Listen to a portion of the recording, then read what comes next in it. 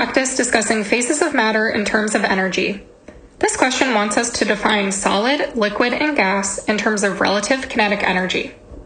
For the sake of consistency, let's look at each of these phases with 5 particles. So here I've drawn 3 different beakers.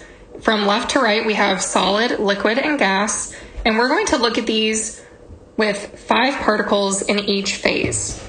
So we know that solids exist in a solid state of closely packed atoms. So here we're going to draw 5 particles just closely packed.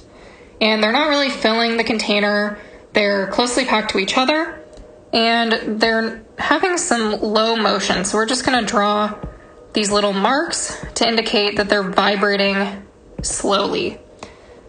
And so let's just stop there, and then we'll move on to liquid, and then we can compare the 3 in terms of relative kinetic energy. So in the liquid phase, we're still going to have 5 particles, but now we're going to show that it's filling the bottom of the container that it's placed in. And liquids are going to have slightly more motion than in the solid phase, so they're vibrating more. And we'll think about that later, what that means in terms of energy. And finally, the gas. Let's close our container to make sure that all our gas stays in the beaker. And let's put in our 5 particles.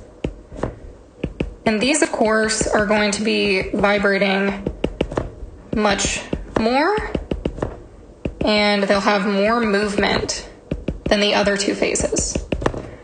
So as we see these, we can see that our solid has low kinetic energy, our gas has high kinetic energy, and our liquid, we have intermediate kinetic energy.